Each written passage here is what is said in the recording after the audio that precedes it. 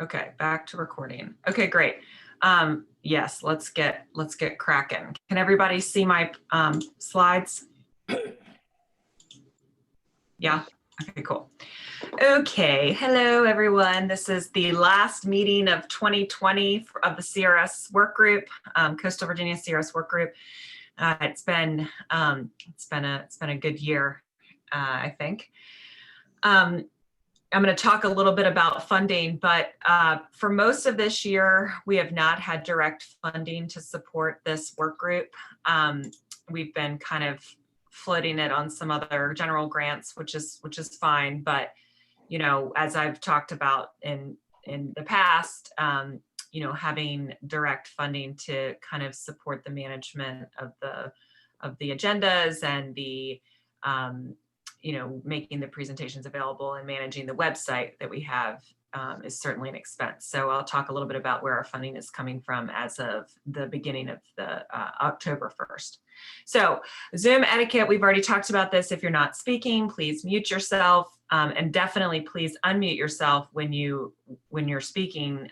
Hopefully people can contribute questions and discussion through audio and video, but if you can't, obviously, please use the chat as much as you'd like. Please rename yourself with your affiliation like I've done here, Mary Carson Stiff, Wetlands Watch, so we know who you're with. And then please introduce yourself in the chat. I know everybody's been doing this and you know the drill.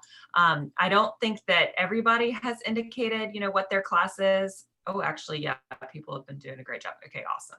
So if you are not in the CRS program, please do also indicate that. And if you're trying to join or up for a cycle review, please also include that information. I think it's helpful for folks, and it's definitely helpful for me to keep track of where everybody is.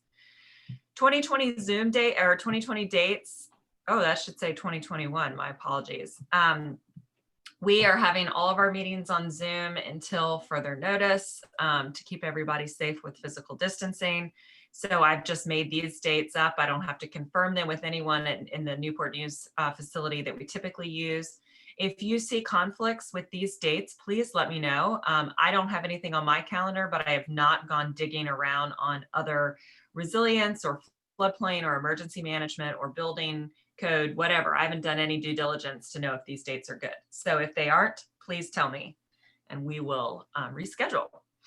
CECs, you can see the CECs that we've received for the past work groups. We are able to get 1.5 CECs now moving forward. This is part of, you know, the joys of Zoom meetings and having kind of check-ins through the polling process that I know is a total pain in the neck, but it's the way that ASFPM wants to see the CECs. And so I just, you know, that's kind of, you know, where we are. So in that vein, I'm going to launch the first poll. To get 1.5 CECs for these meetings, you really need to fill out every poll. And again, I'm sorry it's a pain, but this is the way that they want to do it. And if you want the, you know, the full amount of CECs that we are offering, you really have to participate in the polling. So you should see a poll being launched now. Okay, great. Some people are answering. It says a multi-question poll.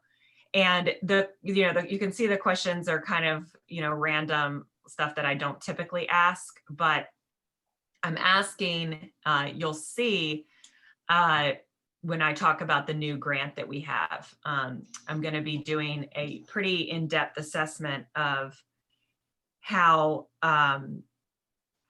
about how things are working with the online platform, all part of an effort to grow the reach of the CRS workgroup.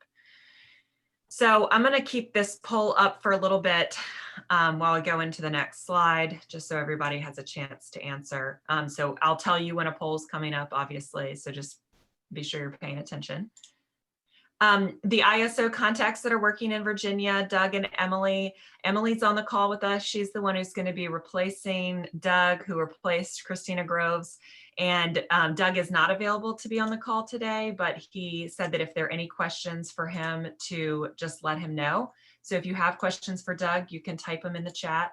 If he's one of the, if he's the ISO person assigned to you, please do ask your questions there, and I'll be sure that he gets the information and follows up with you. But Emily is the one who's taking over in 2021. And so we're so excited that she has been so active and participating in our events so far. So I don't know, Emily, you of course don't have to say anything, but I offer the opportunity. Thank you, Mary Carson. I really enjoy participating in this so far this year and getting to know everybody. And I'm looking forward. I've got about 11 communities scheduled to cycle in 2021, and I'll be reaching out to them individually soon. Anybody who is looking to modify or join, just let me know so I can get you on my list. Thanks you, Emily. I just want to note that Rich Saboto is on our call too. He's not sure how long he's going to be able to stay, but Rich is the CRS contact for FEMA Region 3.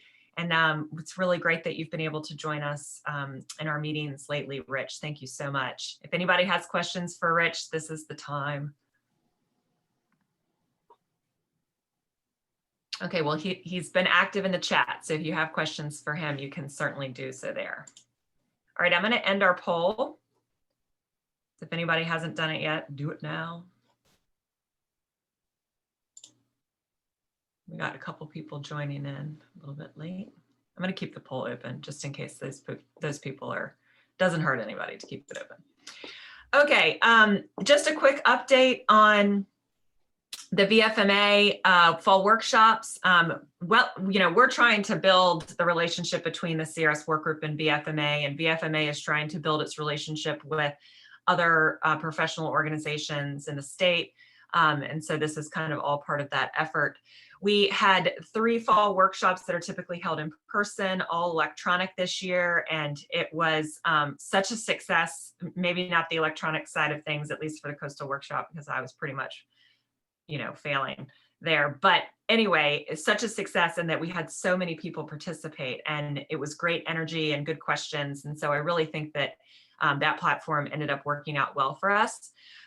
If you are a VFMA member, you can access all of the presentations, even if you didn't attend the workshops, on our website. And so it's vaflood.org. And if, you know, make sure you have your password and all that information. If you've forgotten your password, of course, they'll do a forgot my password.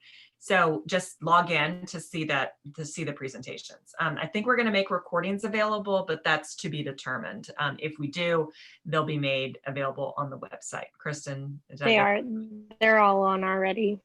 Oh. So all of the slides are on the website except for like 2 of them, because I was having an issue getting them to load, but I'm going to work on those today, and all 3 recordings are on. So they're on the members only, like member resources tab under fall workshop materials, and then you just have to log in. Okay, great. Thank you, Kristen. Really cool to have those recordings available. So if you missed out, your VFMA membership is what's allowing you to see everything. So membership ends on January 1st, or really December 31st, and the new year begins on January 1st. So it's only $25, which is a steal. Okay, so we have a couple kind of small updates just to keep everybody in the loop of what's going on in kind of floodplain chatter world and CRS chatter world. I'm also sharing the poll results for those of y'all that are interested. You know, these questions are really for me and my reporting to ASFPM, but nevertheless, you can see them. So we have had a request come through our good old buddy, Shannon Holst Jarbo, now Holst again, who is she's the only regional CRS coordinator in the country, and she works for Barnstable County, which is where Cape Cod is located, and she's our old bud. And she passed along information from Paul Osman, who used to be the NFIP coordinator for the state of Illinois. He's now retired and is doing some CRS consulting, and is just this really wonderful guy. And, you know, he asked Shannon to help him out, and then she passed him along to me, and I told him that I would pass it along to some people in our network and then talk about it at the CRS Workgroup meeting. So there's going to be a new CRS credit in 2021 that looks at substantial damage specifically. And this Paul gentleman is creating a publication on CRS and substantial damage to kind of inform that new credit activity. It's going to be worth 140 points. So it's definitely worth something. And he is looking for the following things that you can see on the slide here. If you have any of these requested materials, even stuff and pictures and plans, please email them to me or to Paul Osman at the email address that's on the screen. So I'm happy to forward anything along to him. And if you need to use like a Dropbox account or something like that for pictures, just let me know and I can help facilitate whatever you might need. So that's something that is kind of cool. And of course, everybody's, trying to figure out how to incorporate substantial damage and substantial improvement into higher standards. We don't do very much of that in our area in terms of like anything greater than the 50% standard in 1 year. So if, this might encourage communities to do a little bit more of that. This is a little fuzzy. I didn't realize it would be so fuzzy on the big screen, but this is the Class 8 prerequisite for the foot of freeboard for Class 8 and better. We have been monitoring this situation and it, hasn't been as big of a deal for Virginia communities because we just have fewer CRS communities that don't, freeboard is pretty common in a lot of our CRS communities. In Florida, however, this is a big issue because they have the greatest number of CRS communities in the whole country, and they have a lot of mobile home units, which is, this is a really big problem for mobile homes to have freeboard incorporated. So the big issue is that it's supposed to include equipment and mechanical. And this is something that, in the residential code, the section is listed here, is, that exception is typically made for mechanical equipment in terms of elevation of homes. And as I mentioned, Florida is following this issue very closely and is trying to get the CRS program to understand that there is this exemption that's in, the residential code, which, there'd be a huge conflict between the two, basically the CRS program and then the standard. So they're the Florida folks that are leading this effort, kind of championed by Rebecca Quinn and Lee Chapman. They're trying to get the approval for this exception to the freeboard prerequisite for Class 8 communities. So I don't want to talk about anything else related to this because it's still, they're really waiting for that confirmation, but I just wanted to let you know that we're following it, and Kristen has been in direct and very close communication with Rebecca on this issue, and I've been copied on a lot of the emails, and they're also creating really cool guidance materials for their floodplain people and building people. And we can share those materials with y'all as well once the, exemption issue is sorted out. So we'll keep you updated in the future on that. This is an issue that's of really, really specific interest to Wetlands Watch. And if you are receiving a lot of our, Wetlands Watch's coastal resilience brief information and some of our legislative webinars for different, regions in the coastal zone, you might know that there has been some significant resilience legislation in the spring 2020 General Assembly session. One of those legislative changes includes a modification to the purposes of the Chesapeake Bay Preservation Act.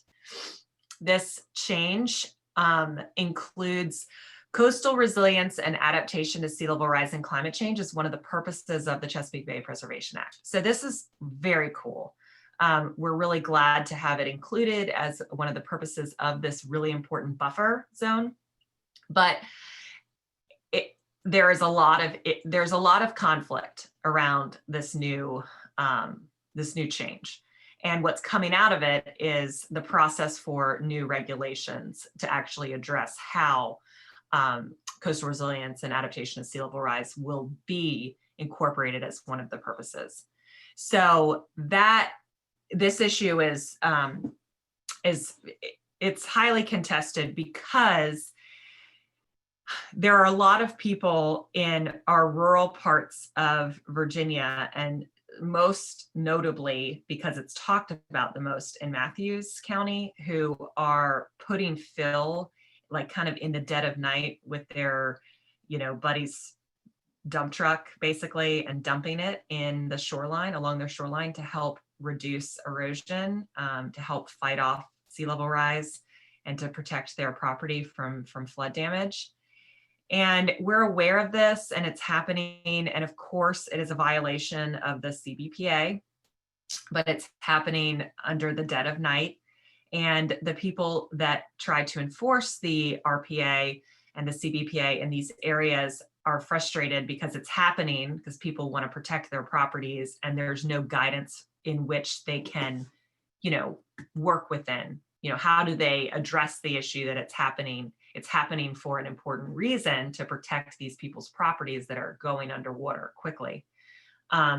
Is there a framework where there can be some compromise and allow filling in a way that is helpful and maybe not hurting water quality purposes? So as you can imagine, if you say, oh, we'd like to fill in the RPA, the environmental community is very upset and up in arms. And the Chesapeake Bay Foundation is kind of leading this effort to fight the people that want to fill in the RPA. And Wetlands Watch is in the CBF camp for obvious reasons.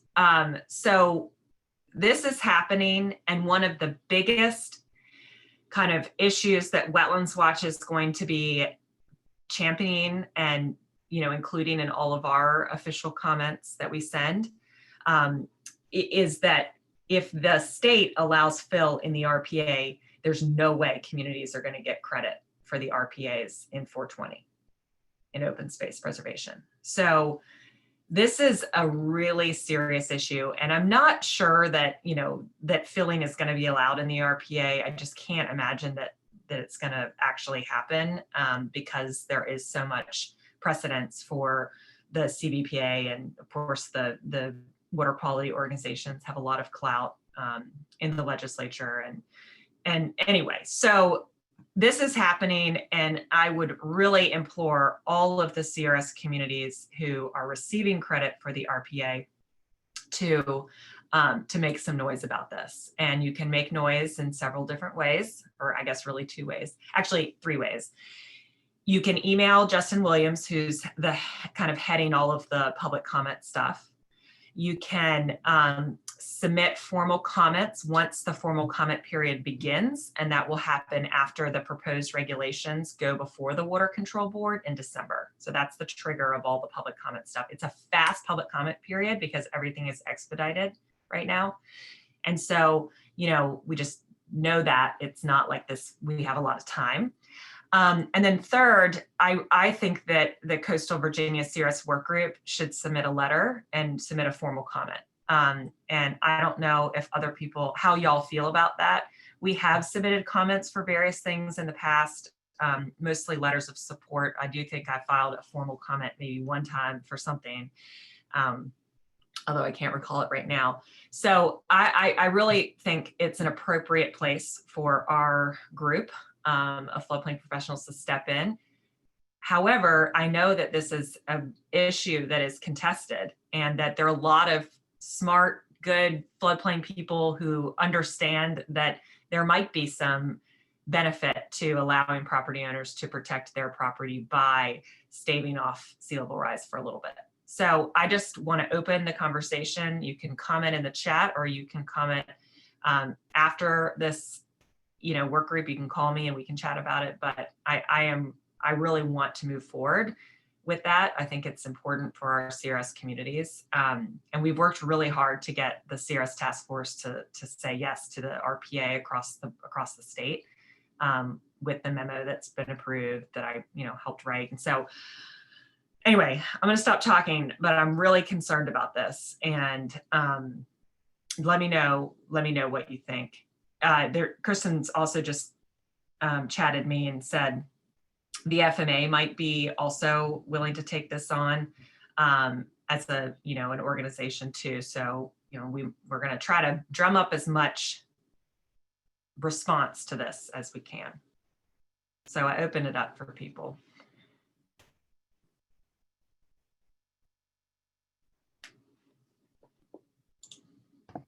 Hey, Mary Carson. Yeah. Hey, Ben. Hi, everyone. This is Ben from HRPDC. Question so I just quickly looked up the 420 just to make sure. So I guess 2 points I would make. One, I guess the first one's a question. If they allow fill with certain regulations, does that mean that you think that the NFIP or the ISO folks would disallow anybody to use the CBPA for this, or would it be on a parcel by parcel? You'd have to do the math, and if someone does fill, they'd have to remove that because it would be development. So I don't know. I think that the way that I kind of have been thinking about it is that if fill is included as an allowable practice in the RPA, I think that it could mean that the communities will lose all the credit for it, period. Because right now, development isn't allowed. Development isn't allowed unless it's pre-1990, right? And there's like that exemption. Fill is not allowed now. Development is allowed, but you're not supposed to fill in it. So there's a difference. Yeah. Land disturbing activities versus adding land. So, okay, well, I think, yeah, so there's that kind of logistical kind of part of it, but I think this ties into one of the other challenges that we have in particular in coastal Virginia with the NFIP is that it's designed to address flooding in riverine situations. And they apply the same terminology and the same rules and the same perspective to a coastal area. The definition or the lands that qualify for open space is no building, storage, fill, significant pavement, or other encroachments of flood flows, right?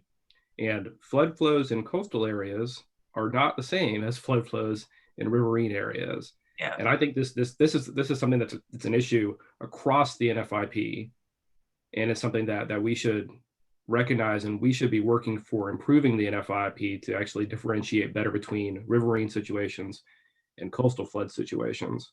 Yeah. Our flows are not flowing, right? They're flowing in both directions. The speed, it's a much different type of hydrologic and hydraulic situation that we might find in some riverine areas. And so, I mean, I don't know exactly what we would do about it, but I would caution against us sending out a letter from this group. I won't speak for the localities here, but we are at the PDC, we work with our commission. So the elected officials, we work with the CAOs, and we have our committee. And so we're seeing conversations at different levels.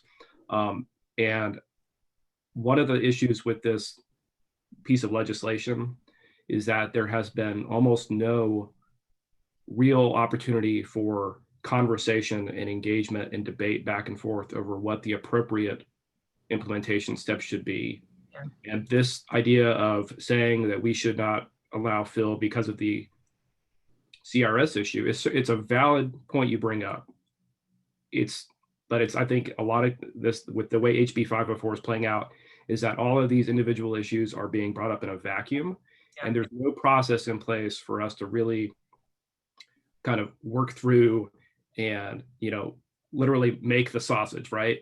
People don't like seeing how the sausage gets made, but there are lots of issues here with counterbalancing preferences and what people want to do, and that's not playing out right now. And so, in fact, we're actually our CAO committee, so all the Hampton Roads city managers and county administrators sent a letter to DEQ or to the State Water Control Board asking them to slow down and to establish a regulatory advisory panel for this.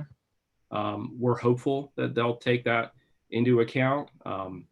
But for now, you know, I would recommend that if localities have specific suggestions that they do that, I guess, submit them on their own. I don't think that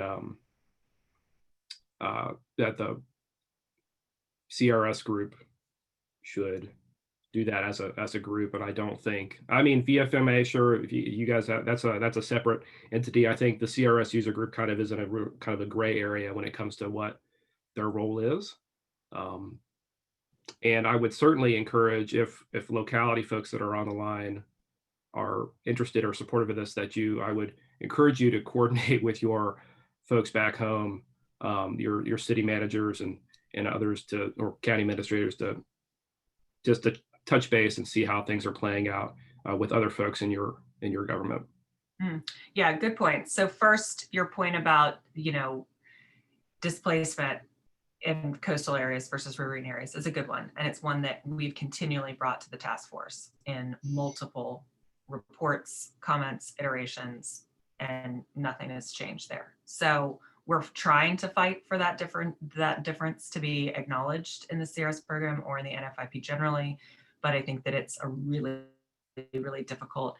The CRS in general is supposed to, you know, be nationally reaching. It's supposed to accommodate for urban and rural, and they're trying to capture a lot across an entire program. So that's kind of the feedback that we've received. There's a second comment that Jay Tate has made from Chesapeake in the chat. Fill should be allowed in the floodplain. If needed, we should have criteria to achieve intent of both codes. And we're not talking about fill in the floodplain. We're talking about fill in a 100-foot buffer plus the water features that go from the land into the water. So that's an entirely different situation. I'm not talking about prohibiting fill in the floodplain, the whole floodplain. We're talking about one specific area. So just want to make that clear.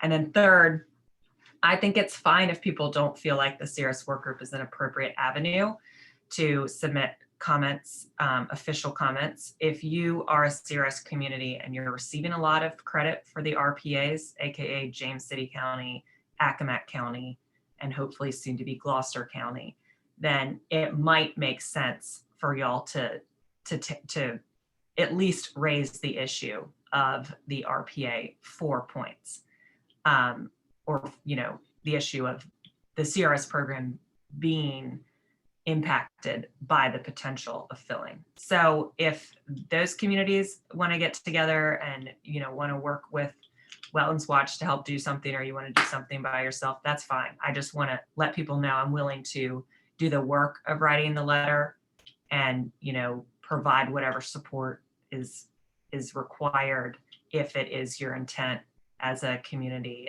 to submit something. Mary Carson, this is Jenny. Yeah, I mean, I agree with a lot of what Ben said, and I certainly am concerned. You know, I used to work at DEQ, and anything like this that was such a big change would typically have gone through a public process. So the fact that it's not is, you know, concerning to me. But I disagree with him in that this group couldn't make a recommendation. It's a viable group and a community group, and has a right, I think, to make a comment if they want to. But perhaps it should be along the lines of what he was suggesting and the HRPDC is suggesting, is that this should be a public process and not, you know, regulatory change in a vacuum. Yeah, I completely agree. My understanding is some of this fill is not just in the RPA, it's actually in the floodway. Yeah, the flood. So I mean, it might be included. That might be part of what they're entertaining, but that's not specifically something that we've talked about. And of course, the CRS program wouldn't be implicated because you can't get credit for stuff that happens in open water. Mary, I think my chat wasn't very specific or clear. I think the point I was making is that with floodplain management, you have one set of criteria that's trying to achieve a certain intent. And the CBPA has completely different intent. And I think if you focus on something that's 100% beneficial to CBPA, you might adversely affect floodplain, and you might have to strike a balance between the two in some cases. In Chesapeake, we have a lot of lots that, for instance, have received variances as a result of conditions on when the lots were created in advance of CBPA regulations actually being in existence. So I think any kind of absolute prohibition on any fill within CBPA, RPA buffers, without some accommodation would be detrimental. Mm-hmm.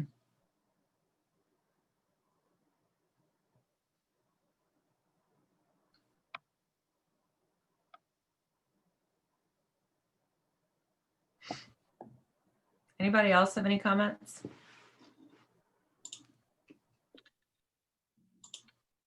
Hey, Mary Carson, this is Brent with Gloucester. I'm definitely interested in further discussions, given that we're trying to obtain open space credit, and maybe offline. I'm happy to talk more about Matthews' perspective as a citizen of Matthews. So kind of curious what's going on more behind the scenes there. Awesome. Thanks, Brent.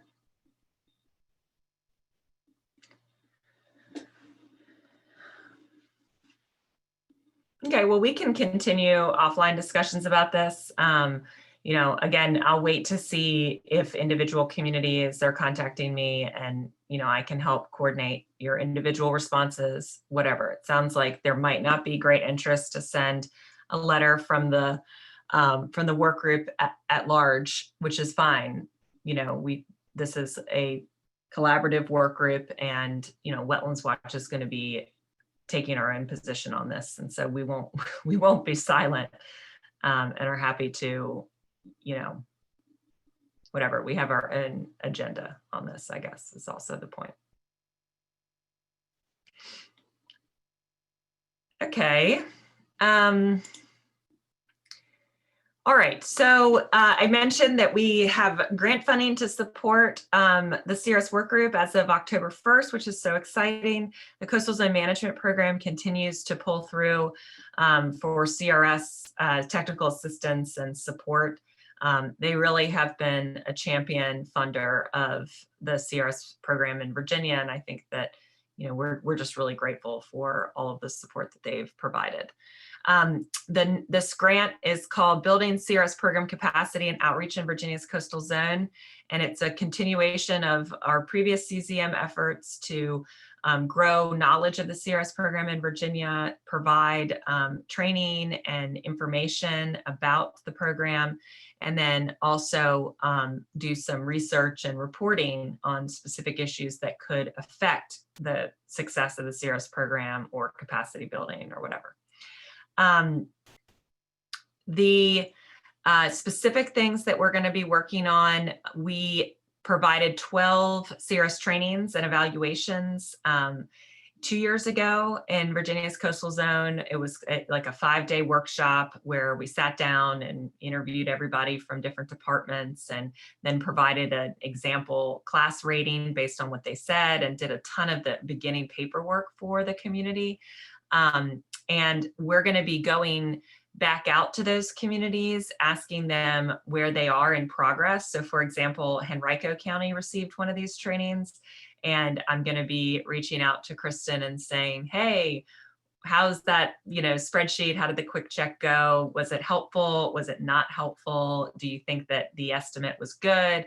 What are some of the issues that you've encountered in terms of wanting to join and not being able to? Things like that, to kind of gauge, whether or not that information, which we were told was a reason why people weren't interested in joining, was actually, going to help them get closer to making a decision to join or not join, because of course, not every community should be in the CRS program. So that's going to be happening.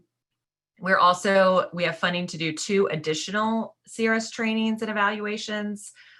just 2 because 12 was a ridiculous number in a year and I was a crazy person. And so 2 is all I can handle this year. So we anticipate that, that will be maybe probably on like the northern neck, I would guess. But we have 1 community in mind and 1 community that is available and up for grabs. And so if anybody is interested, please let me know. I'm going to launch a poll in a second that will allow for an opportunity for people to indicate their interest.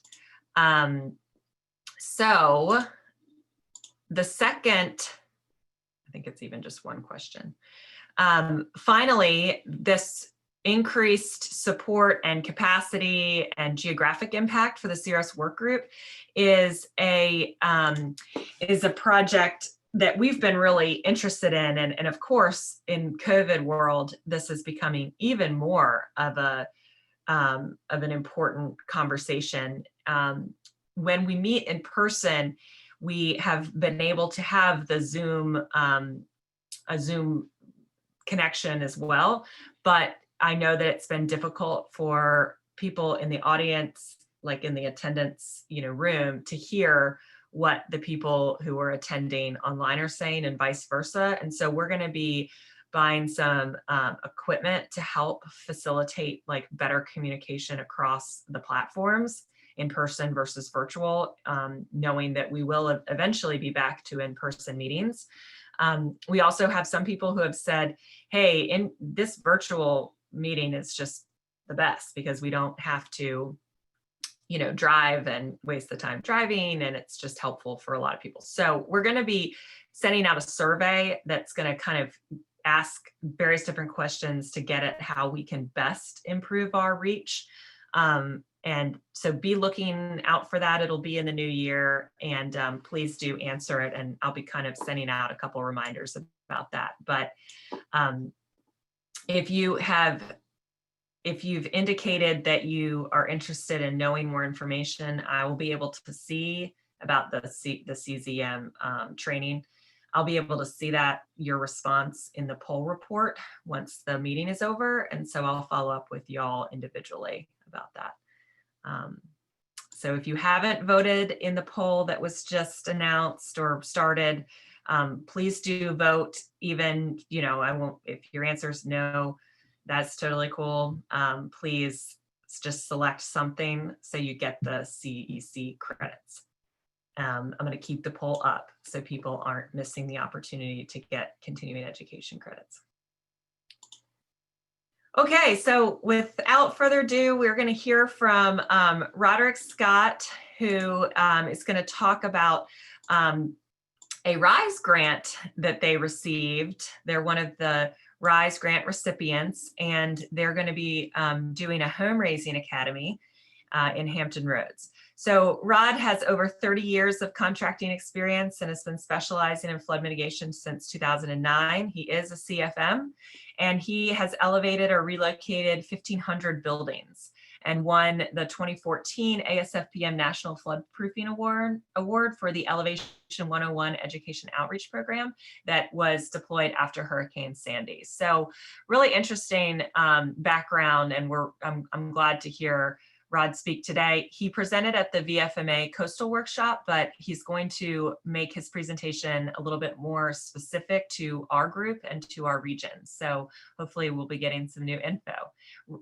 Rod, you are able to share your screen. I made you a co-host, so please go ahead and do so. And if you have questions for Rod, you can use the chat, and then we'll have a Q&A time afterwards too. Okay, let's see here.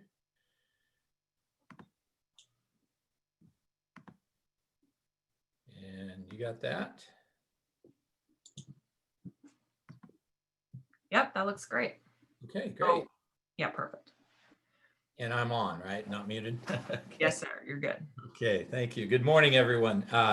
Thanks for having us and letting us share our story. It's a very exciting story. Brings together quite a few different business people. The RES group is basically group of investors who see the future of 3 to 4 million pre-firm buildings in this country having to be mitigated somehow as the flood risk increases and the flood insurance goes crazy. And they come out of the franchise world, and their belief is that through proper education and training of companies, we can achieve a high level of competence and skill and design as we move forward in this era of mitigation, as we call it. So they brought me on board because of my background with the public education outreach programs. After Sandy, I developed with the industry, and then got the award from ASFPM, which was a great honor.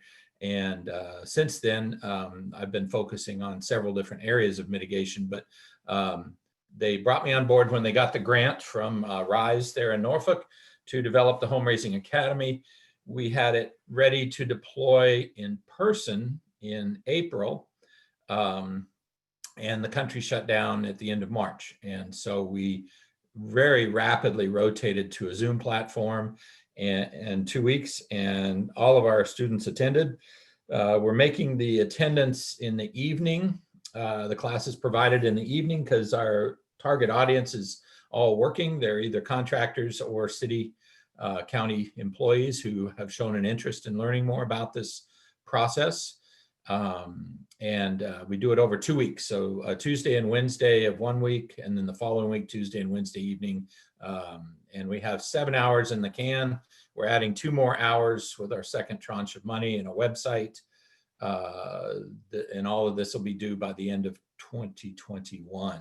As soon as we can safely get back into the area, we intend to. We had only been able to meet with 3 of the communities with their planning staff and floodplain management staff, Norfolk, Virginia Beach, and Portsmouth. And we were unable to get across the bridge to the peninsula. We really want to meet up with several more communities and counties while we're actively doing this. Share with you an interesting spinoff.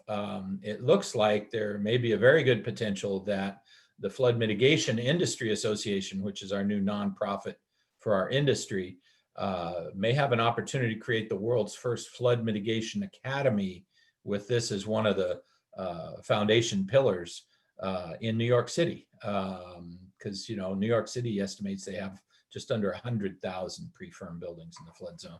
Pretty scary. Let's get on to this, and I look forward to some questions afterwards. You know, I come from the contracting world and also the public education outreach world, which is kind of a unique crossover, but here to answer questions. And we're here to make sure that you understand that this is about preparing your contractor corps in your communities for the future. We're really going to need to partner with you all for getting attendees in these next 4 or 5 classes that we're going to complete, because after we're done, then it's that the education outreach is available, but it's no longer going to be hosted. So unless we have paid programs. So this is the working group. There's my address with Resilient Enterprise Solutions. Actually, it's Resilient Enterprise Solutions. I misdid that. So I'll get that to you.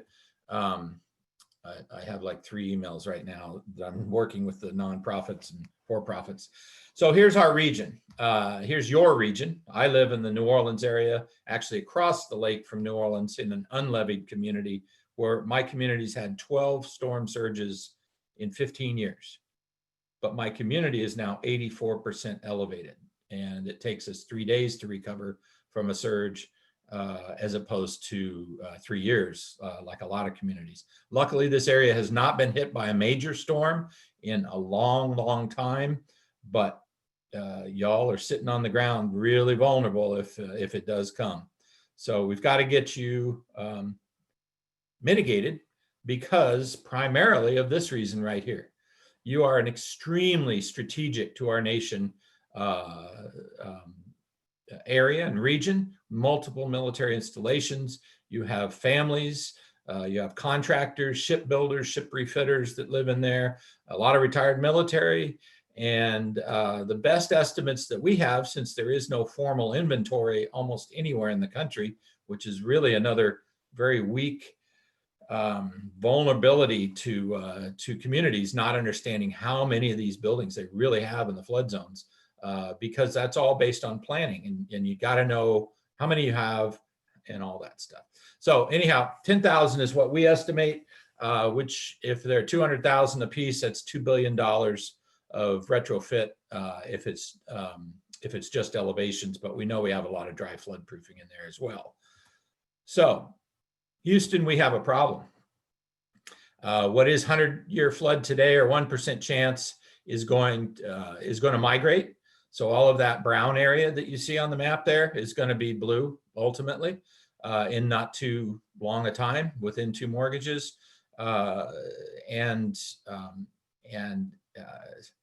you can only do so much levee, and levees and closures take a long time to get in, and we don't have that time anymore.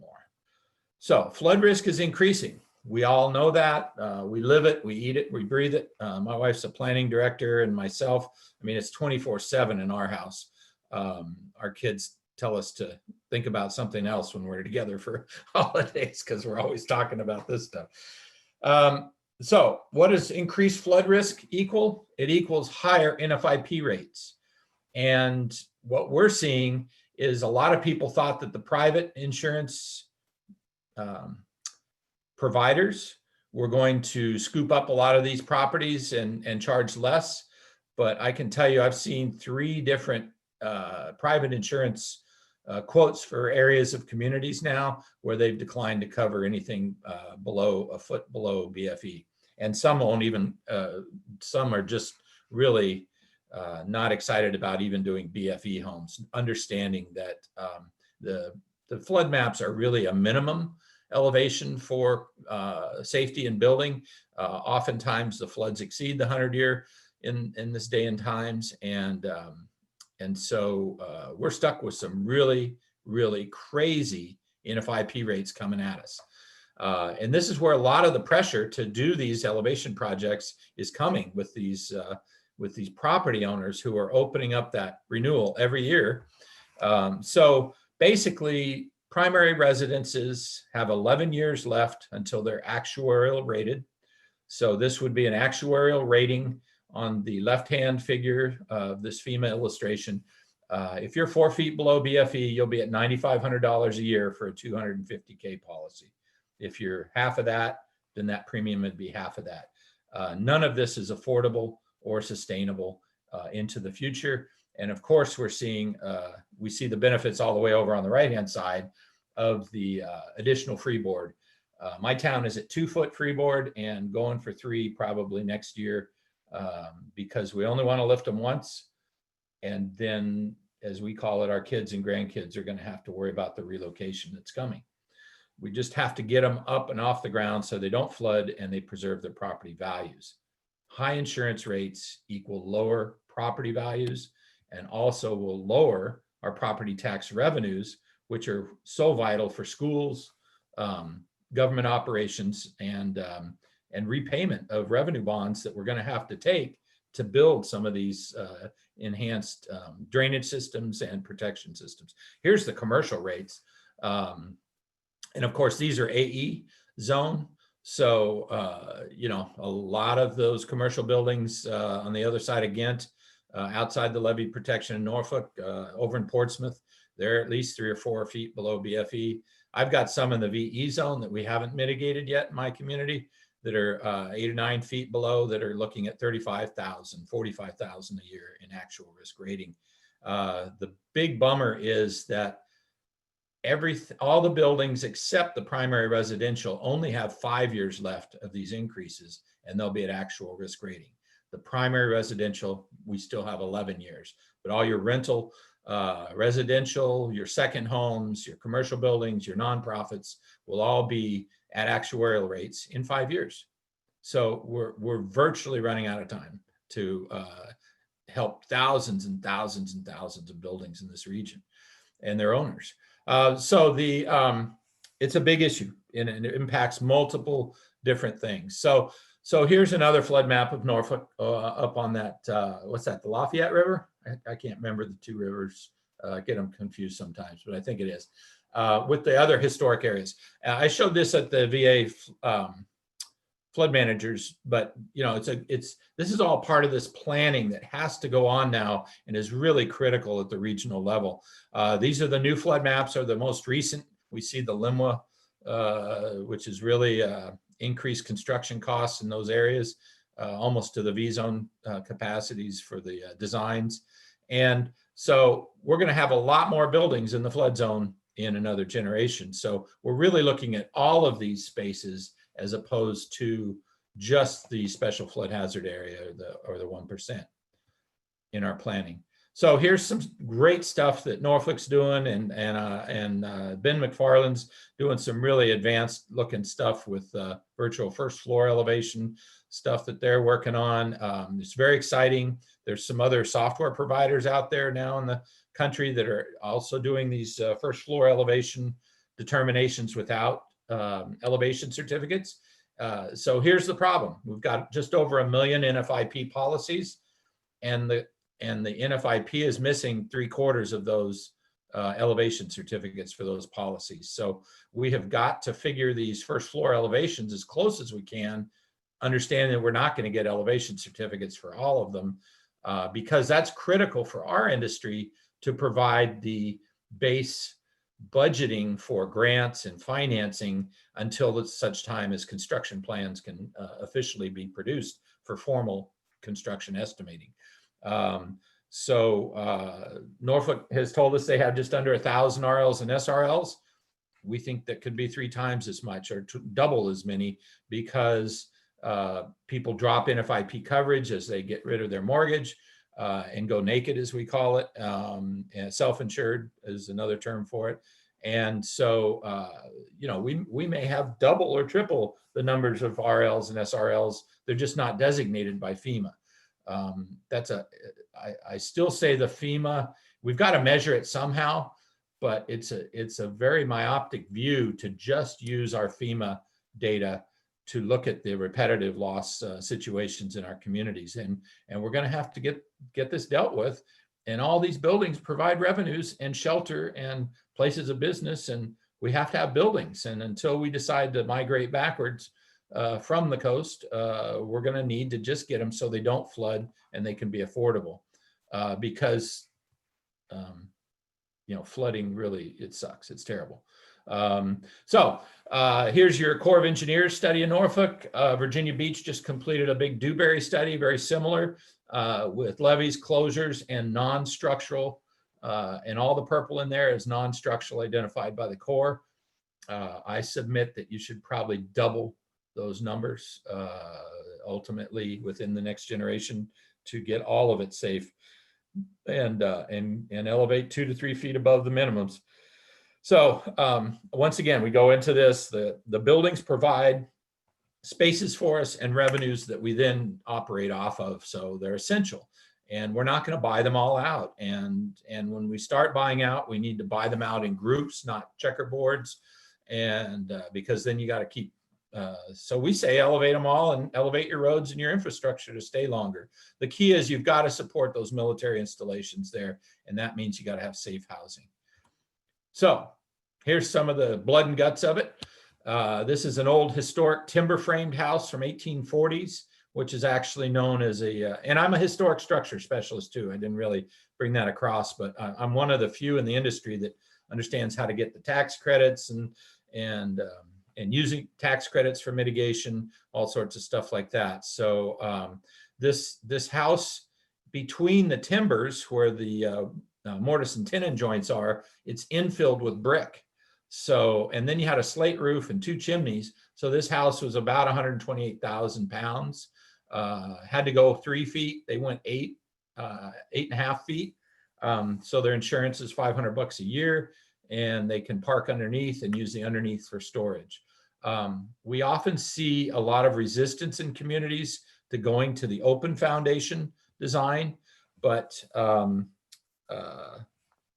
That's all we do almost anymore in my area, is just open foundations. Let the water come and go, clean up underneath, and get back to business. So we've got to have more contractors. Right now you have a handful of contractors in the region that are doing the elevation grant projects. And then you only have really 2 major lifters in the area: Expert House Movers, who are the lighthouse movers, the big family that has 3 or 4 locations across the country. And then I can't remember the other company, but you're limited in the number of elevation companies even. But right now we're really talking about the contracting core that does everything after the elevation and before the set back down, which is really traditional construction. So here's one of the lifting rigs on site, ready to start lifting. All the lines are out to the jacks. By the time the lifting company gets all of this put together with their trucks, this machine's $150,000. The jacks are $3,500 each. The hoses are $4,500 each. They're 4,500 PSI hoses. You're at $250,000 of investment in insurance coverage and vehicles and equipment just to show up to the building to start elevating. So it's a very capital intensive business. And until we get more of these going, it doesn't make sense to have more lifters. So there's this fine line of where do we add to capacity of your lifting capacity. You've got way more general contractors right now who could do more work with the existing lifting capacity you have. So here's an example. Here's that brick between posts that we did here in my community. It was 1.5 feet off the ground. Now it's 8 feet off the ground. A lot of architectural treatments.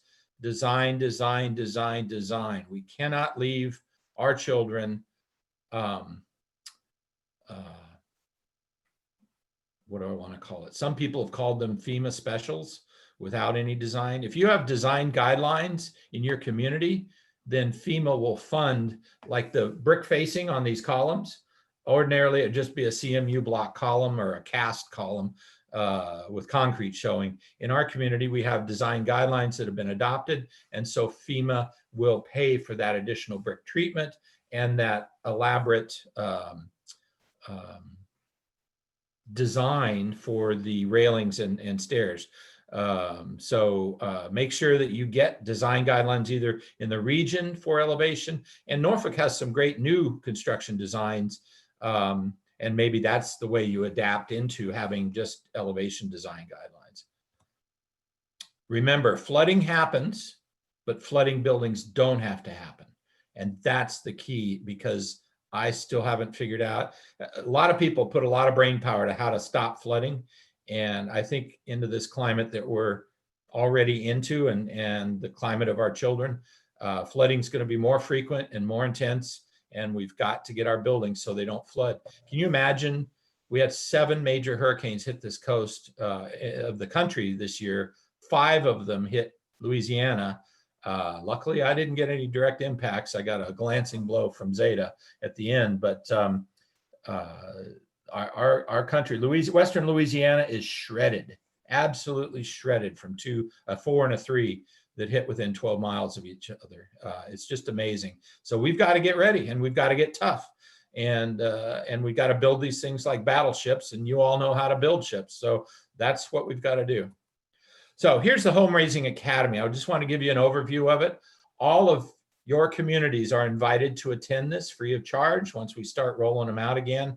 Our first one is hoping for the end of January, and we're going to need some help from you all to get more attendees. So in our courses of study, we have a very a strong hour of working with the Flood Map Service Center so that they understand how they can go in and say a contractor gets a call, I want to elevate my house. So the contractor, the first thing they've got to do is see if you have an elevation certificate. If you don't, at least go to the flood map, find the flood zone, find out from the community if there's freeboard, access an elevation certificate, or just have the homeowner get their elevation certificate. Make sure they provide a copy to the city, because the city's missing a lot of elevation certificates. You know, all over the country, we're missing elevation certificates for these pre-firms. Here's just some examples. The one on the left is a slab elevation. We're very excited in Louisiana that not only is my community 84% elevated, but we've elevated over 36,000 structures in Louisiana since Katrina. We are very aggressive using consultant firms to write the grants and manage the projects for us. We don't do them as municipal projects because it's so specialized, and FEMA has a fee that's built into the grant that will pay the consulting firm for the management of the project. So we've completely evolved away from doing the municipals in all of the Gulf states, actually. So here's another one I did down in New Orleans. So then we talk about funding mechanisms, because it's very important. There's multiple sources of funding for grants or for funding these elevations. Not all are grants. You got the NFIP ICC, which is only usable after a disaster. In the NFIP reauthorization that our industry is very active in trying to get passed. We failed this last Congress for 2 years, so we'll start again in January, hopefully get it passed. But we're going to double the ICC to 60K in the new NFIP if we can get it passed. We're also going to, a lot of us are using these FEMA mitigation grants, but there's nowhere near enough money. You've got the FMA with $150 million a year. We need a minimum in this country of $600 billion to redo all these buildings. So we really need $100 billion a year. And that's not going to happen from our federal government. So you've got pre and post disaster grants from FEMA.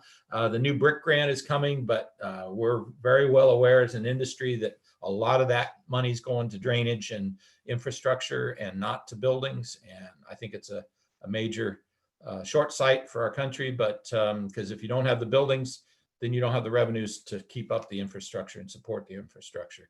They're supported by buildings. So anyway, that's where we're at on this. And you all can really get much more aggressive with your grant writing and your regional FEMA office. I think there's some opportunities for us as an industry to educate the FEMA office that manages your region and the state OEM. You just haven't done a whole lot of these projects yet, and you got a huge inventory to still accomplish. So we as an industry really want to help facilitate that conversation, because when these projects happen, every single construction trade works. They're a local economic stimulus. They protect and preserve property values and revenues. So they're a good thing to do. We've got the FHA 203K, which is up to about $200,000. Primarily has been used for renovation of rundown houses in neighborhoods, but can also be used for elevation. After Sandy, they modified the language in that loan. So basically, it's a construction loan that converts to a 30-year mortgage. And so after Sandy, when we had 600,000 flooded buildings in the Northeast, they modified the FHA 203K to allow foundation work. Remember, the foundation of these buildings is really almost 2/3 of the project costs of these projects. So build them like battleships. Then we have equity. If you don't have, most of these projects basically cost at or about the cost of the improved value or the value of the building on the property. And so, nobody planned on this investment when they bought their house 30 years ago. But believe me, in 10 or 12 years, when those rates are full actuarial, those people aren't going to be able to get the money out of their properties that they were hoping to for their retirements. Homes are one of our largest investments in our portfolios as families. And we've got to protect that investment in this generation, or we're just going to have a bunch of pain coming. So, and the most exciting last funding mechanism is this proposed state revolving loan that our industry's worked with Congress on both houses, Senate and House side committees to create.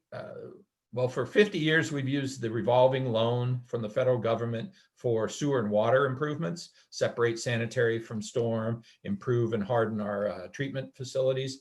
Well, now we're going to have a revolving loan that comes from the feds to the state OEMs, from the state to the counties or the tax collecting authorities, and it's going to be very much like a PACE program. It will basically be attached to the property and paid off with the taxes over a 30-year period, low interest, and you can buy and sell the property with this attached to it as long as the buyer acknowledges the responsibility to continue to pay off the loan. Low to moderate income families, especially the lowest income families, you know, very often working 2 jobs, struggling, putting their kids through school, and their house is everything to them investment wise.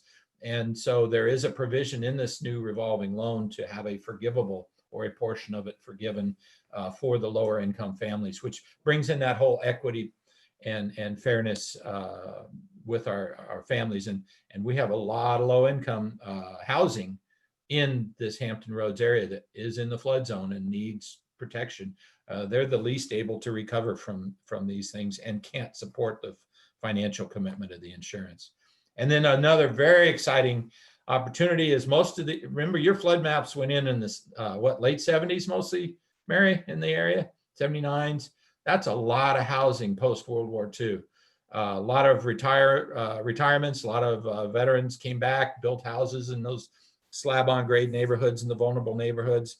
And so they're historic. Whether they're designated or not is a different conversation, but they are older and historic housing stock and extremely vulnerable. So the Park Service, the National Park Service, is the mothership for historic preservation for the whole nation. And then you have a state historic preservation office. And we have these things called income tax credits for historic rehabilitation.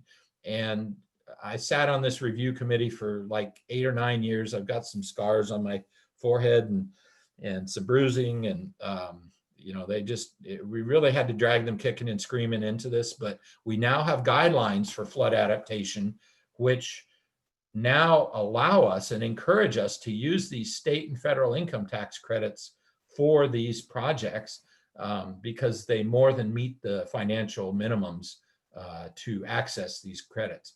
And so Virginia has a state tax credit for historic buildings, and the federal government has a 20% federal income tax credit for income producing. So if it's a second home that's used as an Airbnb, if it's an apartment complex, commercial building, all of those can access, and you can pony the 2 tax credits together, which could be 40-45% of your investment in that project back to you off of your taxes, state and federal taxes. So it's time to learn about these and get these really up to speed in your community, the guidelines, and some way to access or help your property owners access these programs. Because if they're borrowing the money, not a grant, usually states won't allow you to take the state income tax credit if it's a grant. But if you're financing this stuff, you deserve to be able to access these financial incentives. And we just don't have a lot of knowledge in our communities other than the financial groups that do redevelopment of large historic buildings. And they aren't going to want to be involved with little individual buildings. So what I think is needed in most of these communities to be elevation ready and use these credits is to have either city staff or nonprofits understand how to navigate these tax credit programs. I've used them multiple times to help building owners get these projects done. And then this really exciting piece, I've supplied this to Mary and was asking if she could distribute it out to you all. But this flyer we made, I'm also a member of the International Association of Structural Movers. They asked me to help them put together this guide. So the guide is eligible for this flyer, is 2-sided.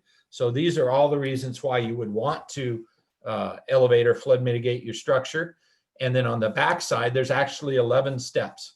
We thought about making it a 12-step program, but then we decided that would be construed maybe incorrectly. So we made an 11-step program, and it takes them from everything from getting their elevation certificate to a geotech soil sample for their site, into construction plan, preliminary construction plans, design review, budgeting, setting up the contractors, because there are families that are in a position to go ahead and make this investment themselves, and they just don't know how to do it. And most of our city employees haven't done enough of them and don't have really time to help individual property owners. So we think this is a Jim Dandy thing to have, a trifold to have at your permit desk, permit window, mail it out to your RLs and SRLs every year, and it qualifies for your 330 education points. So in our industry, we make it, this is a standard when we're talking and communicating with these property owners, is we've got to have empathy for their situation, because this is ugly and nobody planned on it. And it's going to take a lot of hard work to get us to the mitigated situation where we have flood resilience. We need to educate them and about how this all works.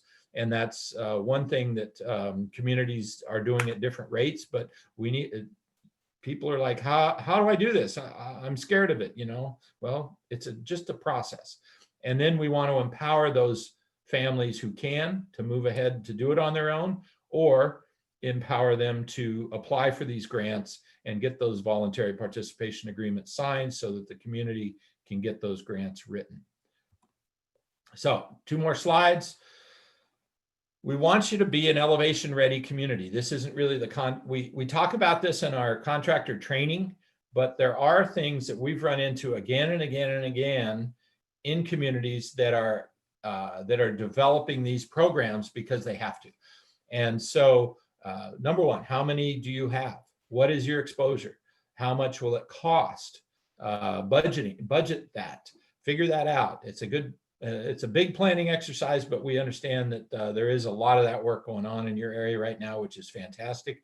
The 35-foot height formula is just killing some communities. They just don't get it. In my community, since we've done so many, we just exempt however high they have to go from the 35-foot high limit. We've heard of communities making people chop their roofs off and put all new rafter systems on so they meet the 35-foot height. And we want to encourage this to happen. We don't want to discourage this to happen.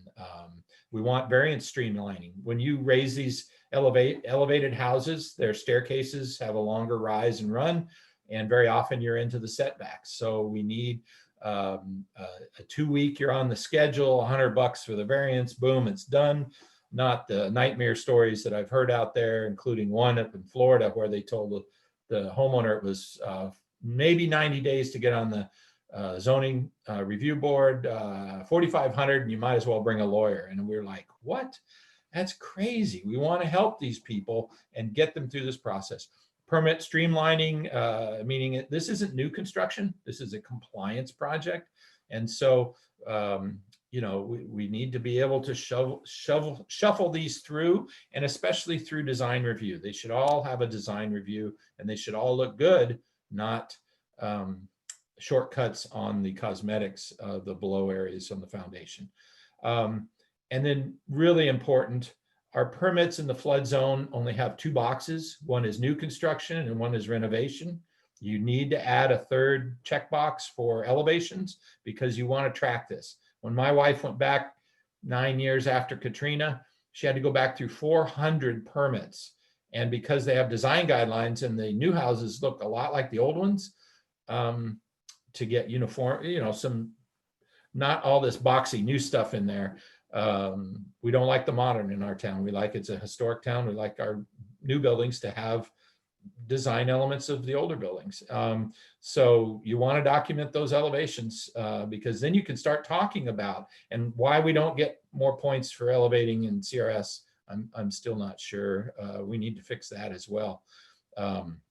And then design guidelines. So this is it. We want to encourage you. That's in 10 years, Kennedy said, we're going to the moon. We went to the moon. We have a dozen years left for primary residential buildings to actuarial rates. And we've got to get this done. We cannot fail on this one. Relocation, strategic relocation is 2 generations away, and we need to start planning for that. But for right now, we just need to get our buildings safe and resilient. So what we're asking of you is we need to interface with your communities and your government more. We need more of your local contractors to attend. It's kind of been like, why would I want to take this class? Why do I need to take this class? we haven't really made that connection, except for the couple of communities that we've met with that are helping their contractors that come and use their permitting facilities, how important this is. But you have, 10,000 commercial or construction projects to do in there. You would think contractors would be very interested, and they just don't know about this program enough. And so we're going to make some calls in the next couple of 3 or 4 weeks to introduce you, provide you a flyer for your contractors to promote this course to your local contractors. We're really trying to get in the women minority business enterprise contractors list to have them attend as well. We think it's very important to have a diverse contractor force that does this. And so we're really going to ask that you participate with us over the next year to help get more of your local contractors to attend this course. And then you've got a pool of experienced contractors that have at least had an orientation to this type of project. So we need your help to get the word out. And we only have about 3 or 4 million of these to do in the country of the pre-firms. Now remember, the grandfathered buildings are probably 30 million buildings.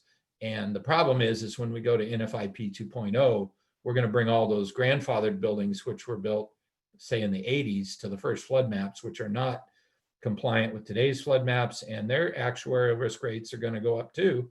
And so this is just a couple of generations of really hard work. So that's it for me, and thanks. And I'll hand it back over to Mary and questions. And thank you so much for this opportunity.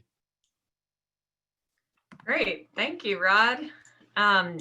So there weren't any questions in the chat, so let's open it up for some Q&A, and I'm going to launch a poll that's part of the CEC, but it's also to kind of gauge interest and provide some response to Rod's presentation.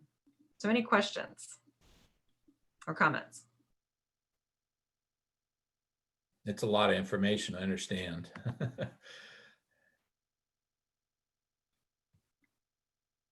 Wow, quiet group. Well, I have a question. So going through the RISE challenge, is that an avenue that y'all had explored previously for some of your, like earlier, the Home Elevation 101 or whatever? Or, how have you been financing the development of your curriculum and the actual trainings? Well, I started this curriculum when I got to New Orleans, and we had $2 billion on the ground from 2 hurricanes to elevate buildings. And I helped start a big elevation company in New Orleans. We had 10 machines working 20 houses a week elevating. And so the biggest thing I found out immediately is homeowners don't understand any of it. And it's not the state or federal or local government's responsibility to educate homeowners. I felt really fell to the industry to explain what we do, explain it in as non-technical a term as we can, except for those homeowners that really want to get technical, because there's a lot of engineers out there that own homes that really want to know more about design elements and things like that. So I developed, after Irene in upstate New York, I developed the first outreaches. We went up there. It was fairly primitive. After Sandy, we redeveloped it and redeployed it. And the industry supported me up there 16 months. I did 26,000 miles and like 15,000 people in public. And wow, we went viral on YouTube and got maybe 20,000 views. But and then we came back and I won the award for ASFPM. And I said, look, we've got to now have, we've got to have curriculum with this coming state revolving loan. We've got to have curriculum to bring our industry has to grow by 2,000% in order to meet the demand if this revolving loan gets in and $600 billion are suddenly provided. And that's not going to come from the federal government. I can share with you that 2 years ago, I sat in the Treasury building with FHA and Fannie and FEMA and Treasury. And their question to me was, can you keep up if the money is provided? And so the intent of this legislation is that the banks are going to fund the $600 billion. And I watched JP Morgan Chase talk to for the group of banks that were there that day around that table in the Treasury. And they're going to loan the federal government $600 billion, but we got to get that darn loan passed, either individually or part of NFIP. And then that money's going to be there for these property owners to borrow it, to put on their boots, pull them up, lace them up, and do it themselves, as opposed to going through this really rigorous grant program and all of the time that it takes to get the grants on the ground and all that stuff. They'll be able to borrow the money and do these projects. So the industry has been very supportive of the development of these courses for the homeowners.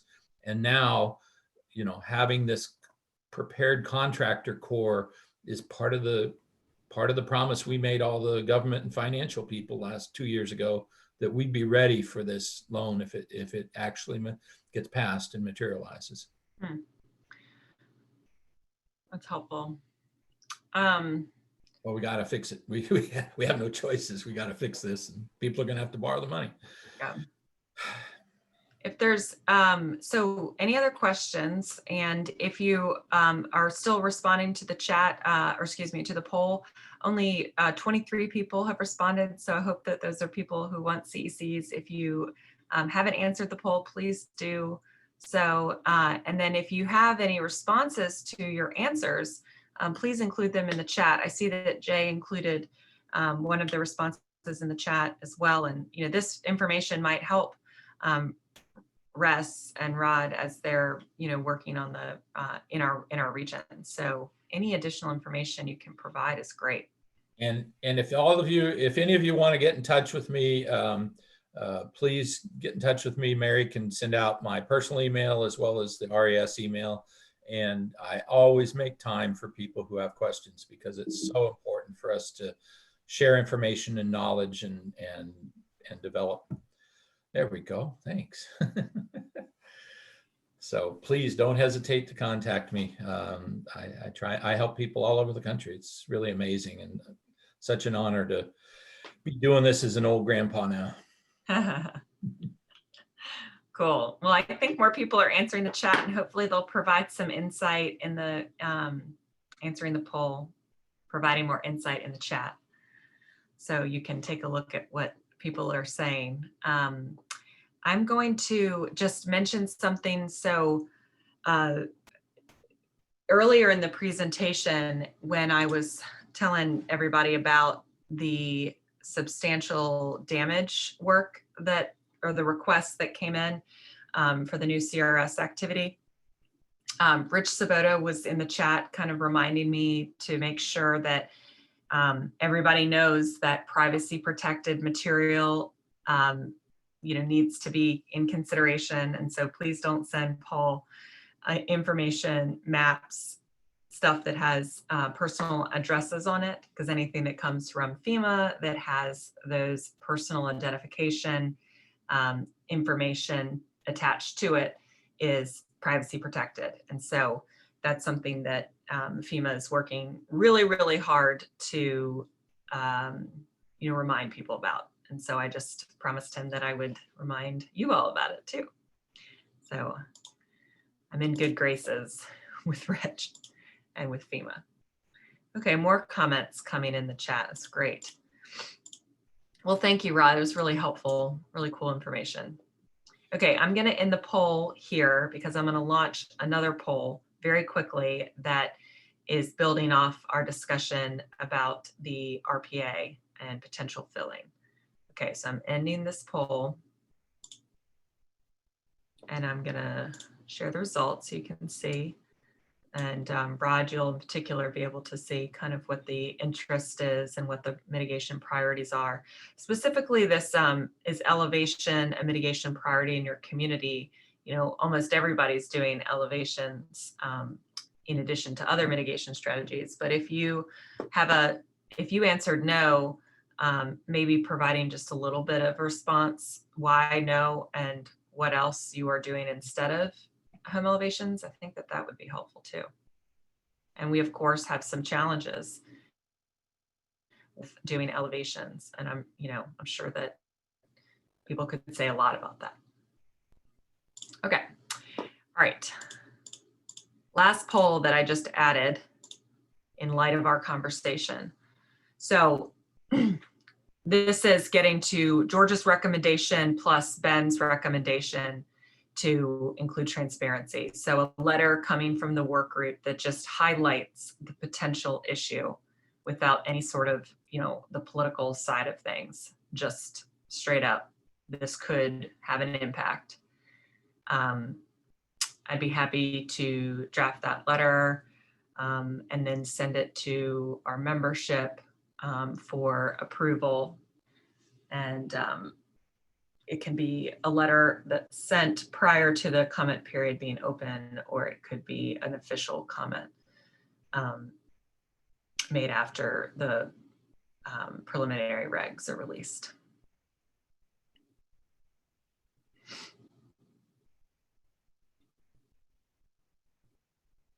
Okay, good. Lots of people answering. If you answer no, follow up with me and we can talk about it.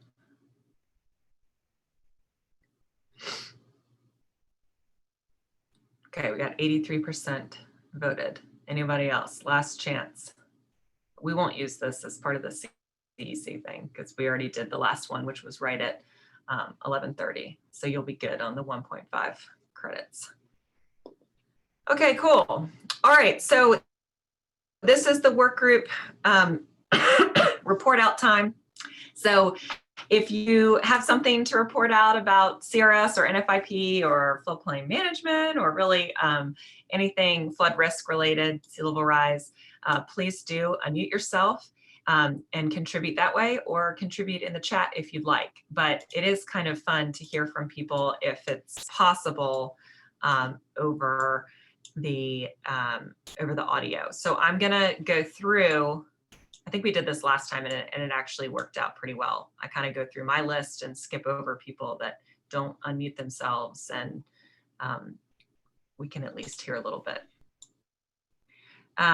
Since Mark from Chincoteague has just commented, I'm gonna take this opportunity to at least, give him a chance to just wave hello. He was with Accomack County and is now with the town of Chincoteague. And Chincoteague was so active in our CRS work group for years when Bill Neville was at the helm.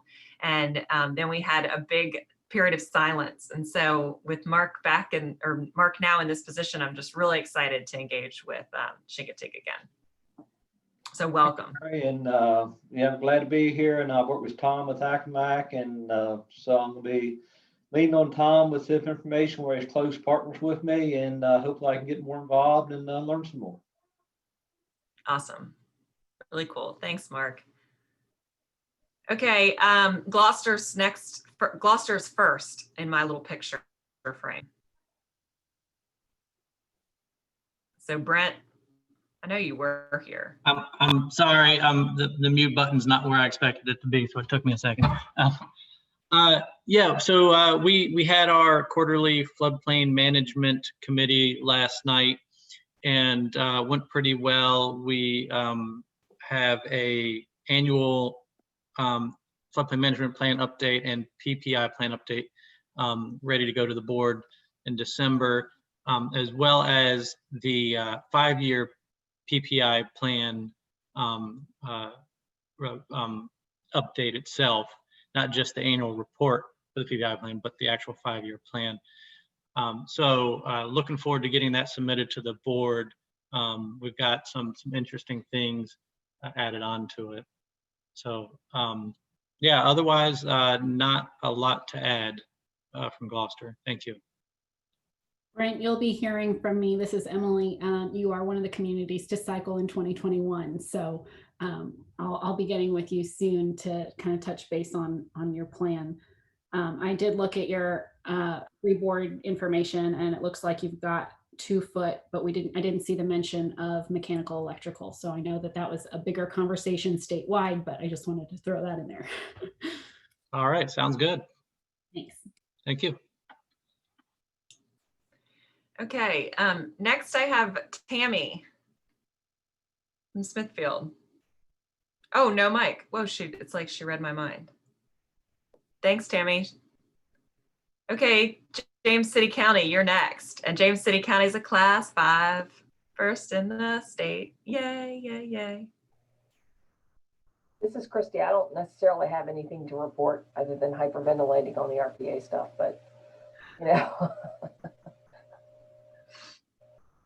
I think it's going to be okay, but I have to, you know, we have to talk about it. Oh, absolutely. I mean, we worked really hard to get that class 5, so we certainly don't want something like that to jeopardize it. Yep. Thanks, Christy. Sure. Okay, Kent, you're up. Yeah, the only thing I have to report is we submitted for an application to try to get some funding through the BRIC to raise one of the roads and that floods routinely. That's it. Okay, cool. Fingers crossed for an accepted application. Let's see, Heather. From public utilities perspective, we also applied for BRIC funding for one of our wastewater pump stations that floods significantly during any sort of rain event. Hi, Heather. This is Brent in Gloucester. Do you mind if I reach out to you? We're looking at possibly submitting for BRIC next year for 2 of our pump stations for the same reason. Yeah, no, not at all. Thank you. Okay. Anybody else from Chesapeake want to go? Any other applications? Are y'all gonna, did you apply for grants to do additional acquisitions in the city?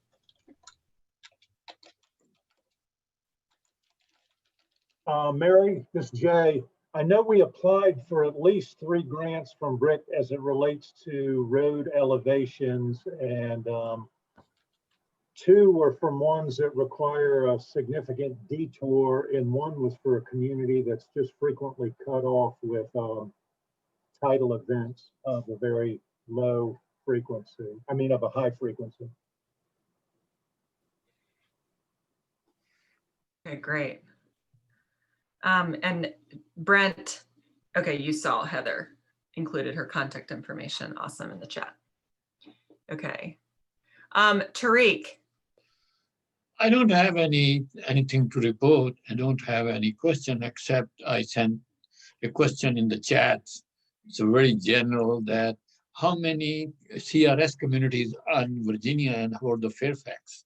And what's the status of that? So the first answer to your question is 26. And then what was the second question about Fairfax? Yeah, what's the status of CRS? At what level it is? For all the localities? Yeah. Like general. credit? Okay. Yeah. So you can see on crsresources.org, there's a list of all of the CRS communities as of October 1st. And on our website, on Wetlands Watch's website, and on the Coastal Virginia CRS Workgroup's website, we have a list, kind of like a chart that shows the CRS communities and their current score with a breakdown of what they're getting credit for. That has not been updated since that new update. And that is on my to-do list by the end of 2020. But I'll send everybody a link to that document. It's current, it's a year not current. And so we've had a couple communities change since then. And so, you know, but it's a pretty good idea of what's happening. Fairfax hasn't cycled, I don't think, since the last time I updated it, but they're class 6.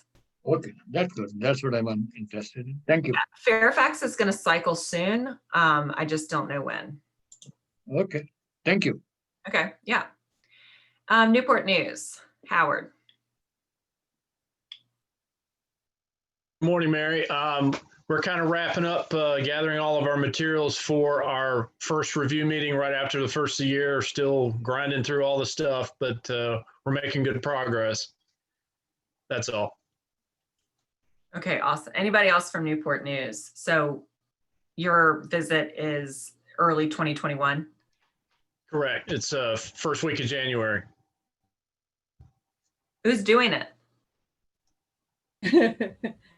And Doug, I think. Doug? And Emily. Oh, Emily, together. Oh, cool. Yeah, I think there's a transition of one leaving, the other arriving, so we'll probably see them both. That's great. Yay, huge milestone. Yeah. I know you're all relieved. Oh gosh. Okay. Kathy, anything you want to add? No, that was, I mean, Howard's got it all. We're just, everybody's working hard. We're having meetings every 5 seconds with AMT as we try and gather, and Jenny gather all of our data and get it in with, our goal is to get everything in, you know, by beginning to mid of December, and, you know, enjoy Christmas. So. Yep. It'll be great to have it done by Christmas. Yeah. That'll be good. Okay, great. Okay, Hampton, you're up next. Hey, Greta. Hey, Mary Carson. I just wanted to say we are having an internal CRS work group meeting this afternoon. Try to get everybody on the same page and get our program a little more organized. And Jenny Sneed from AMT is going to be helping us. And we kind of went through our CRS program, and hopefully we will, I think we found places where we can get some more points. So I think we're going to start looking into increasing our class again. Excellent. That is so good. Jenny, remind me to get with you about a document I have. Okay, that sounds ominous. I hope it's a good document. No, it's good. I just don't want to forget. I'm going to write it down. Sure. That's great. I'm so glad, Greta. That's going to be cool. Glad for your CRS team. Yeah, that's going to be a good meeting, I think. And then I know Gwen Pointer was on earlier. We are applying for a bunch of BRIC grants. So I don't know too much about that, but Gwen does. Yeah, Gwen. I was actually thrown off, Greta. I'm back on now. So we applied for 3 BRIC grants. A small one to do some more fixed generators at pump stations, 2 large infrastructure ones, one to do an honor park to replace impermeable pavers with permeable pavers, and have 2 retention areas down near City Hall. And then another one to raise a section of North Armstead and build a stormwater park at Lake Hampton, just near North Armstead and the interstate.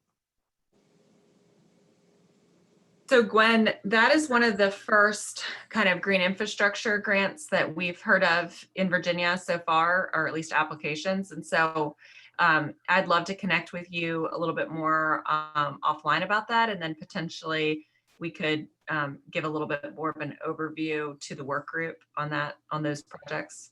Okay, that'd be great. I'll put you in touch with the project engineer, because yes, there will be quite a deal of green infrastructure involved in both of those projects, and creating some wetland vegetation for both of the infrastructure projects. That is so super. Thank you. And we've also partnered with the Green Infrastructure Center, I think it's GIC, and some other partners there, and they're going to, I hope they're still doing it, they're looking at impervious and land cover in the city of Hampton, and going to do a large study. It's kind of a separate side of the BRIC grant. That'll be excellent. Yeah, Phoebe is so wonderful to work with. Mm-hmm. So okay. That's all I've got. Big stuff coming out of Hampton. Love it. Okay, Bruce Herbert, you're up.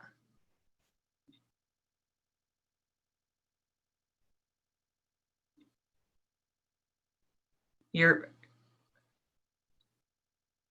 wonder if I can unmute you.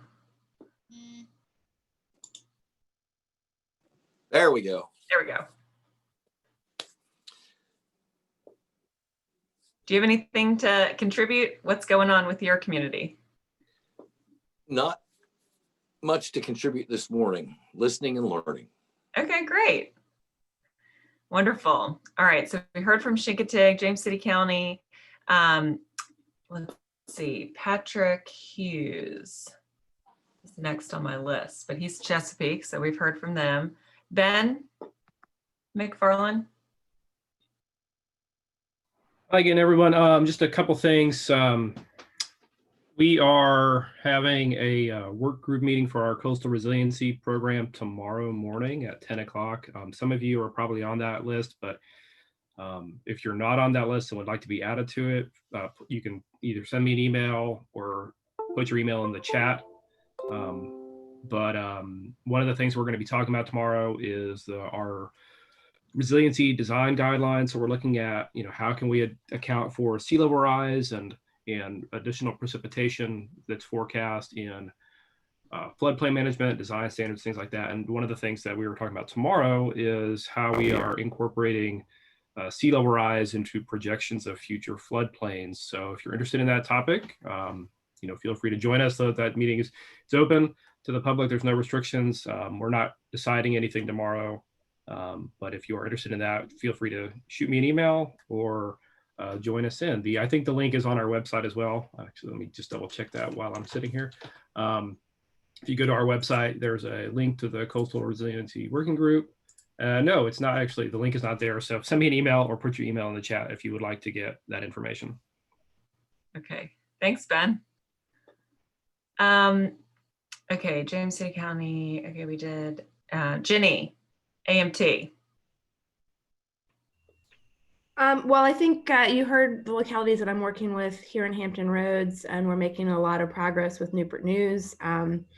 Everybody on that work group is really active and involved, and so it's been a really good experience. And I'm really hopeful for how everything's going to end up at the end of the year. And like Kathy said, I'm trying to get everything in so we can all enjoy the holiday and the end of the year. And then we're getting ready to kick off working with Greta in Hampton, and looking forward to that this afternoon. And then I've also been working with Kristen in Henrico. So I'm really busy with all the work with those three localities, with either getting into CRS or looking into ways to get more points. That's great. Jenny's our new, she's the CRS Czaress. No, that's you. I'm the deputy. Yeah, I think the Russians have deputies. Okay, so that's great. All right, so AMT reported. There are two people from VDEM. So Alex and Debbie, do y'all have anything to report?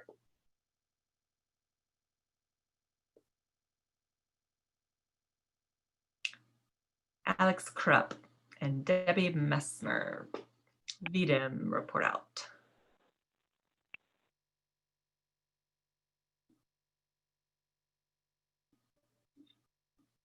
Okay, I got nothing. Okay, Acamac, I'm trying to unmute Tom. It says I'm asking you to unmute, but in fact, it shows me that you're not muted. Oh, I don't know. Let me try another way. Ask to unmute. Okay, I can't, it's not working. I'm sorry. Tom, you can do your report out in the chat. I'm sorry about that. Norfolk.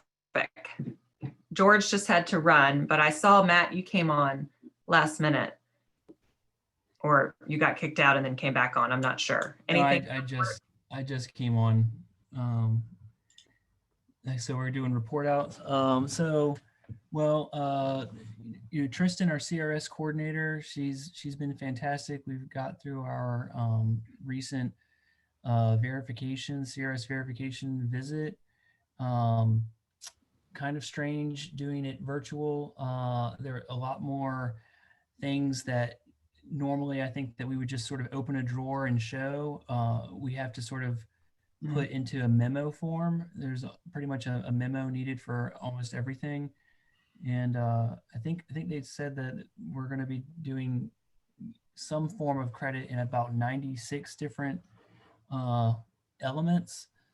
And so we are waiting on our technical reviews for several of the items, including the 600 series items, our PPI and coverage improvement plan, a few other things we're waiting on technical reviews for.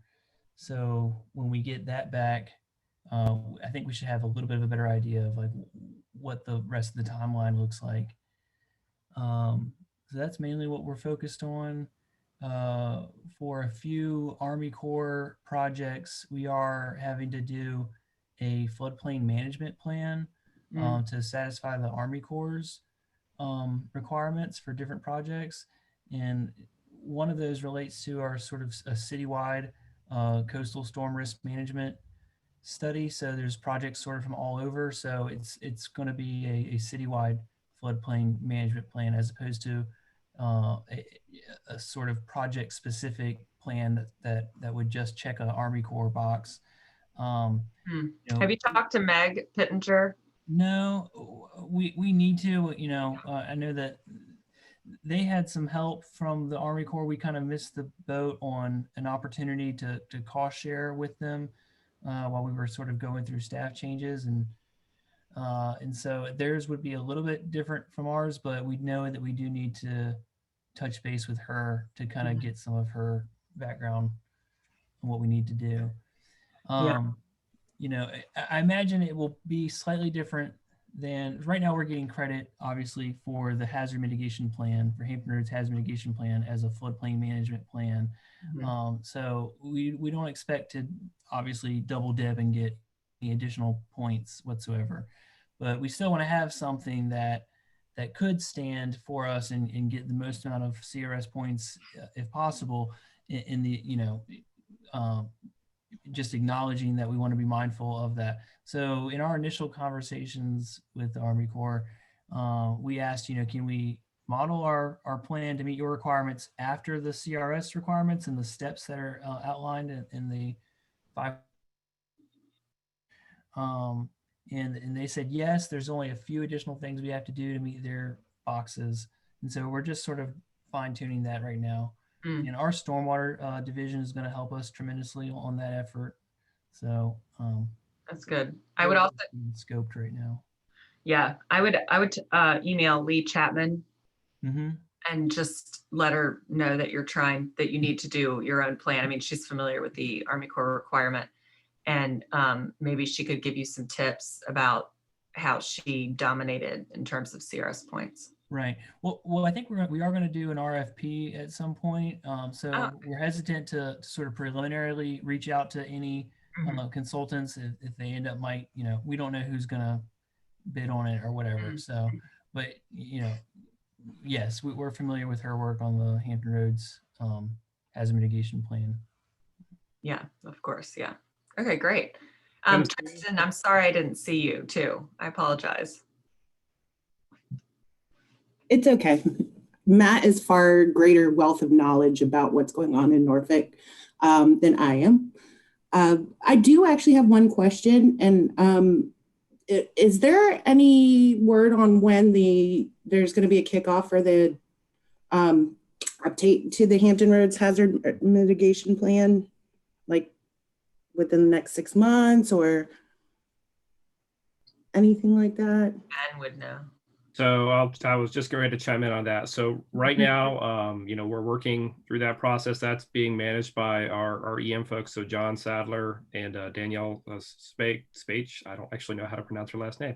Never had to actually say it out loud. So they're working on that. But I will say to Matt's point about the need to have that be something that can be credited with the CRS for that particular point, that's something that has been explicitly discussed. Right now, we're trying to figure out exactly how we're going to proceed with the contract for that.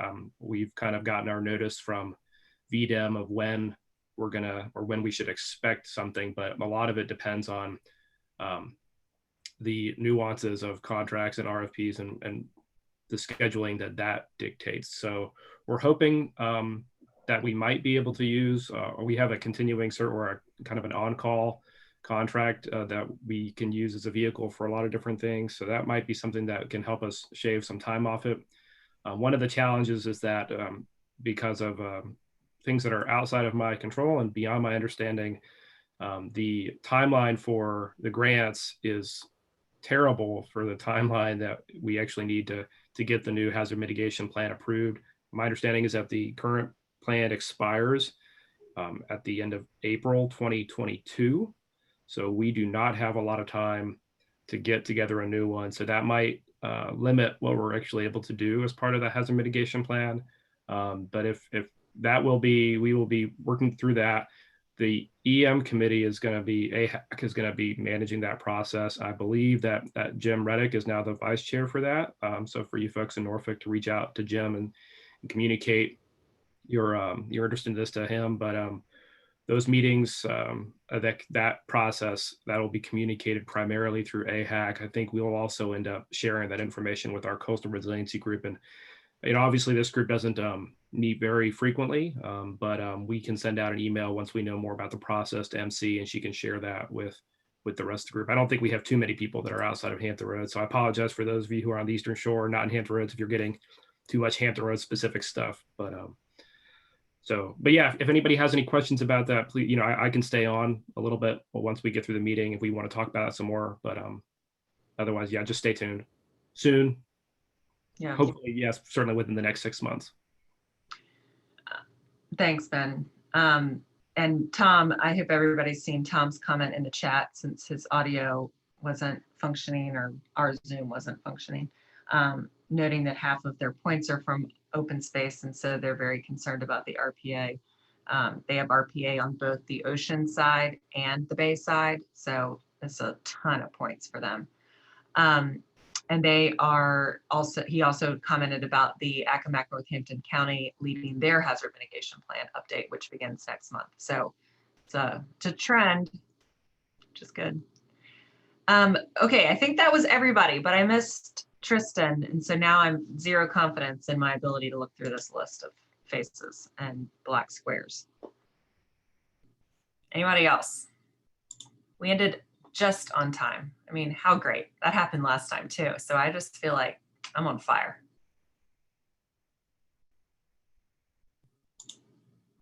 Okay. Well, thanks everybody. Really appreciate you. And I'll be in touch about the comment and the letter, and please email me or call me if you have any questions or concerns about anything we talked about today. Thank you so much, Mary. Thank you. Goodbye. Thank you. Thank you, Mary.